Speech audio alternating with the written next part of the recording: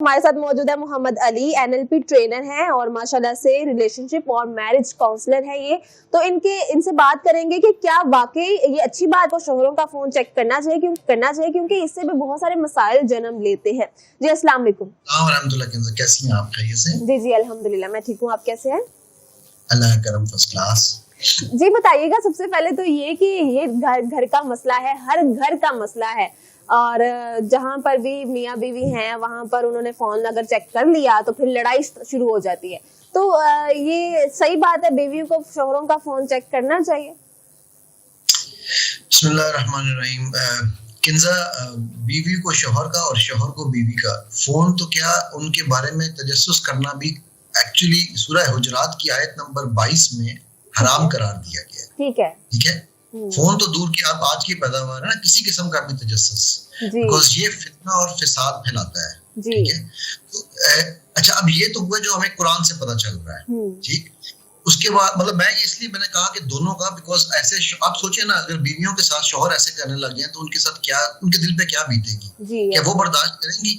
मतलब कि यार मेरा पासवर्ड, वो कहती है कि मेरा पासवर्ड मेरा है, तेरा पासवर्ड भी मेरा है। ठीक है। तो पहली चीज तो ये है। अच्छा, ये तो हुआ है जो मैंने इस्लामिकली आपको बताया। अभी अगर हम इसके ऊपर रिसर्च के मुताबिक देखें, जो आज की रिसर्च है, तो इसके जो बड़े बड़े नुकसान हैं, मैं सिर्फ वो बड़े बड़े आपको नुकसान बताऊंगा। उनमें सबसे पहला नुकसान है इनसिक्योरिटी। इनसिक्योरिटी जो है वो की वजह से जेलसी होती है, और जेलसी की वजह से जो है ना, वो पार्टनर जो भी हो, मियाँ हो या बीवी हो, ठीक है, वो ये समझता है कि मैं शायद मेरे में कोई कमी है शायद, और वो कमियां भी कई दफा होती हैं जिनको उनको पता नहीं होता। ठीक है। फिर ये चीज लीड करती है पोजेसिवनेस में। अब आप किसी भी चीज को देखिए, प्यार का एक मतलब मैं आपको बताऊं, रिश्ते में, रिलेशनशिप में प्यार का मतलब ये है कि आप दोनों आजाद महसूस करें। जी। अगर आप दोनों का दम घुटने लग जाए पार्टनर्स का, तो फिर उस रिश्ते को बोझ बनाकर आगे ले जाने का कोई फायदा नहीं है। ठीक है। तो इसलिए आप वो पोजेसिवनेस आती है। फिर उसके बाद ये डिसरिस्पेक्ट है। ये मैं नहीं कह रहा हूँ, ये आप जाएं अगर गूगल करें और आपको पता चलेगा कि इंटरनेशनल पूरी दुनिया इस पर रिसर्च कर चुकी है और वो करके क्या क्या वो चीजें लेकर आ रहे हैं। ठीक है। फिर इसके बाद इससे एक और चीज ये पता चलती है कि आप कपल्स में there are no boundaries set, there is a lack of boundaries. ठीक है। मैं हमेशा एक बात कहता होता हूँ कि अगर आप किसी को जबरदस्ती अपने से ऊँटे से बांध के रखना चाहें तो फिर आप मजबूरन तो चल सकते हैं, इखलाकन और मोहब्बतन नहीं चल सकते। ठीक है।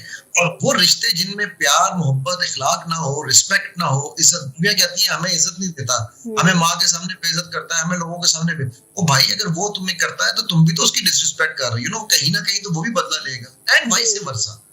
ठीक है। मेरे पास ऐसे भी केसेस आते हैं जहाँ पर हस्बैंड बहुत पॉजेसिव है और वो अपनी बीवी को अपने घर वालों तक से नहीं मिलने देते। अपने भाइयों के साथ बैठी हो कमरे में तो लोग कहते हैं, मैंने ऐसे भी एक केस किया कि वो उसका शौहर कहता था कि ये अपने भाई के पास क्यों बैठी है, क्या चक्कर है? मतलब अब ये मेंटल सिकनेस है, ये इलनेस है, ये नॉर्मल नहीं है। ठीक है। फिर उसके बाद आप एक दूसरे की हदूद में दाखिल हो रहे हैं। इस तरह सड़कों पे, जमीनों में दुआओं अपना इमारतें बनाते हैं, उसे हम एक लफ्ज यूज करते हैं इंक्रोचमेंट का, कि इन्होंने इंक्रोच करके दूसरे की जगह पे कब्जा कर लिया है। जब आप एक दूसरे के मोबाइल्स को लेते हैं, एक दूसरे का तजस्सुस कर रहे हैं, तो आप इंक्रोच कर रहे हैं उनकी जगह पर, उनकी प्राइवेसी के ऊपर। ठीक है। सो ये वो चंद बड़े बड़े इश्यूज हैं जो, और ये रिलेशंस को तबाह कर देती है। इसका वो कहते हैं ना, इसका इलाज तो हकीम लुकमान के पास भी नहीं है, और वो चीज है शक। ठीक है। और हमेशा पार्टनर को शक तब होता है जब उसको अपने ऊपर यकीन ना हो। जी ठीक है। लेकिन ये भी तो है ना कि अगर किसी को बहुत ज्यादा हो रहा है, शक हो रहा है, या खावंद की जो तौर तरीके हैं वो ठीक नहीं लग रहे, तो अगर खावंद बिल्कुल ठीक है, कि अगर उसके अंदर कोई ऐब नहीं है, अगर उसका बाहर कोई चक्कर नहीं है, या वो कोई गलत काम नहीं कर रहा, तो क्या हर्ज है कि वो अपना फोन चेक करवा दे बेचारी को? एक ना, मैं जब छोटा सा था तो मैंने एक कोटेशन पढ़ी थी जो कि बड़ा अरसा मेरे कमरे में लगी रही। If you love something set it free, if it is yours it will come back, if it doesn't then it was never meant to be. जी। ठीक है।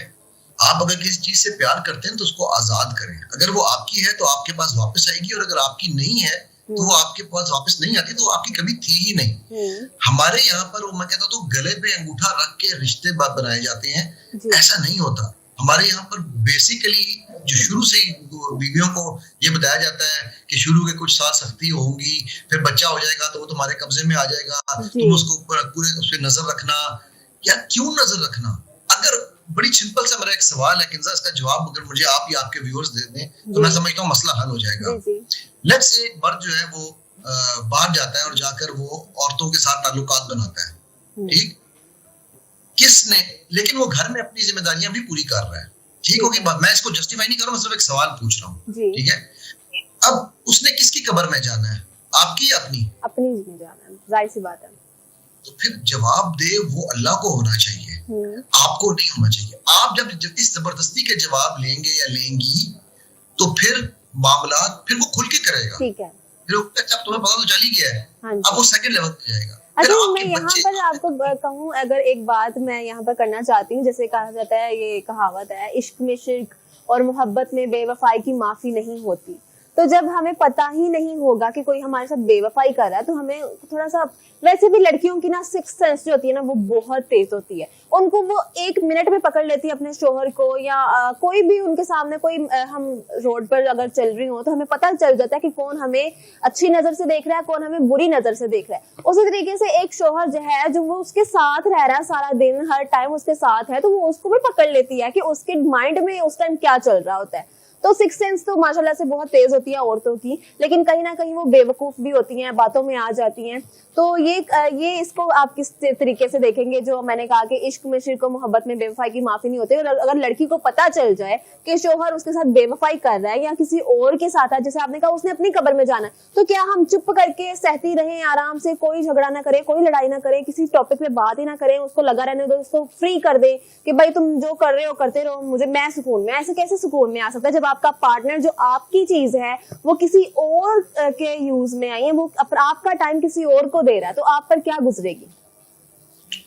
जो आपने ये जो कहावत सुनाई है, मेरा पार्डन माय फ्रेंच, बट जिस भी बेवकूफ अकलमंद ने ये कहावत बनाई है उसने शायद इसकी ऑपोजिट कहावत नहीं सुनी होगी। वो कहलाती है इग्नोरेंस इज अ ब्लिस। ठीक है, अगर आपको किस चीज का नहीं पता, ठीक है, तो आप ज्यादा सुकून में रहेंगे। आप जितना खोजेंगे सवाए इल्म के, आप जिस चीज को ज्यादा खोजेंगे ना वो आपको तकलीफ ही देगी, क्योंकि अगर अल्लाह सुब्हानहू तआला ने उसका पर्दा रखा हुआ है, तो और कुरान में अल्लाह ने जब क्लियर कह दिया, ठीक है, कि एक दूसरे का तजस्सुस ना करो, उसके बाद क्या ख्याल है हमें इसके ऊपर? हमें कोई चीज चाहिए, नंबर 1। नंबर 2, जो आपने दूसरी बात की कि जी जो चीज मेरी नहीं है या वो मेरी चीज कोई और यूज कर रहा है, ठीक है, यार वो चीज आपने खुद अपने से दूर की है। मैं आपको ये भी बता दूं, मैं ये नहीं कह रहा हूँ कि कोई मर्द या कोई औरत बगैर वजह के कहीं बाहर जाते हैं, क्योंकि मैं ये रिलेशनशिप्स काउंसलिंग करता हूँ, ठीक है। मेरे पास जब रिलेशनशिप्स आते हैं, जो जिस घर में आपने मोहब्बत की जगह क्या कहते हैं, जबरदस्ती का, बदमाशी का रिलेशन बनाया हो, उसको जबरदस्ती पोजेस करने का रिलेशन बनाया हो, वहां पर पार्टनर बाहर जाता है, चाहे वो साइकोलॉजिकल हेल्प के लिए जाए,